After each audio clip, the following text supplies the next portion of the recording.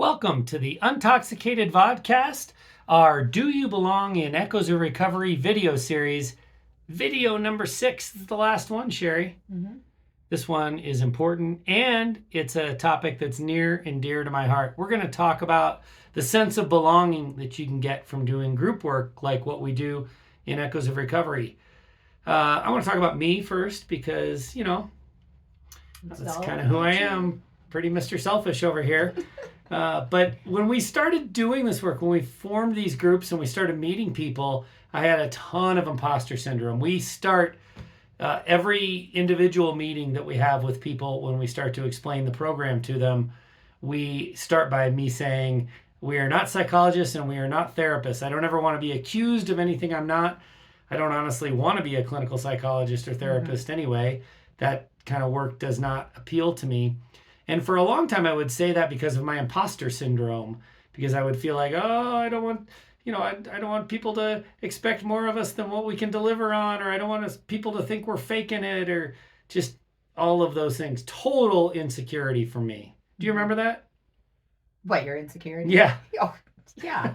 I think it still is rears its ugly head every once in a while. But Did you feel insecure or no? There were times where I did feel like there was imposter syndrome.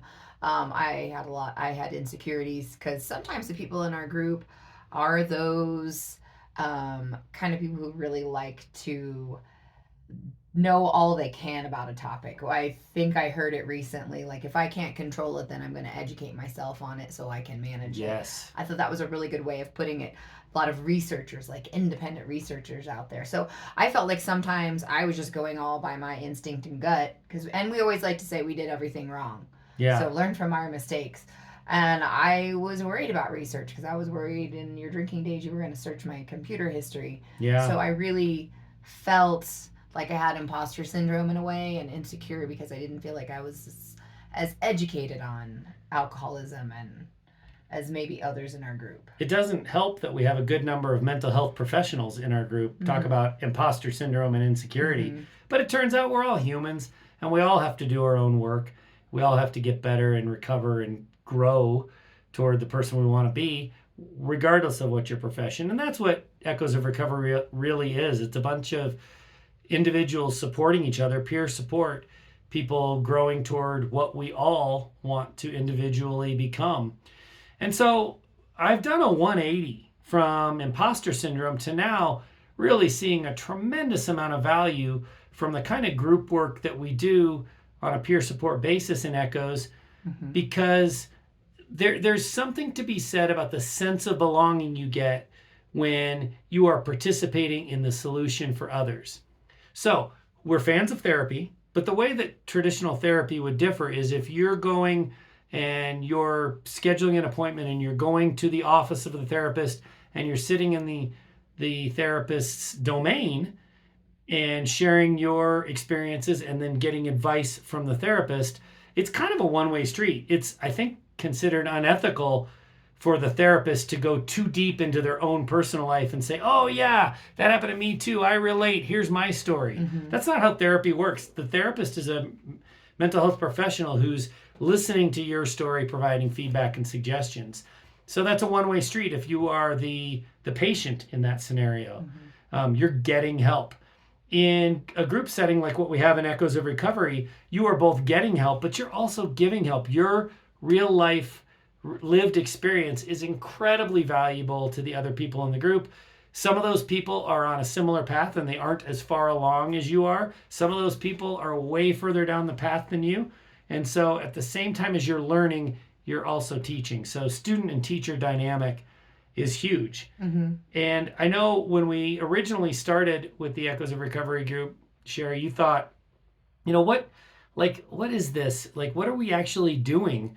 We're just giving people advice. And I think what you found is, much like myself, you've learned as much from our group as anything that you've had to offer as far as suggestions or your experience being something that other people can learn from. You've learned a lot too, haven't you? Yeah. And I think very quickly after we started the group that the realization that advice wasn't what anybody really wants right.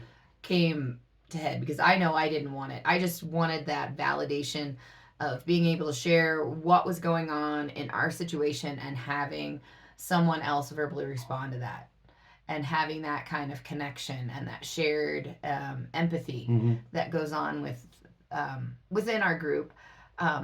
You know, in these, I know it's Zoom, but it's still like face to face, and you can see the reaction of somebody's face. I also find that in the group, even if it's someone who is in the same situation behind or ahead of you, if you have encountered a scenario where it's not your situation, you can really glean a lot from that. But also then maybe you might be tempted to ask some questions. Like in therapy, I know in my therapy sessions, there's questions that are asked to promote you and prompt you to kind of get on the thinking path of what works good for you and finding your own solution. But even if it's not a situation you connect with because it's not similar to yours, you could maybe ask a question and get that person in that scenario kind of on a path of thinking that they never really thought about themselves. You know, I think that happens a lot too.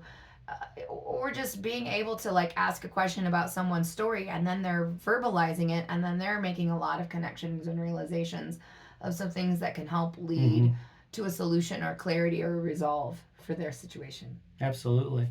Yeah, the true value in being in a student-teacher group dynamic is the self-esteem building that it does. Not only are you solving your own problem, but you're helping other people solve theirs as well. And it feels really good.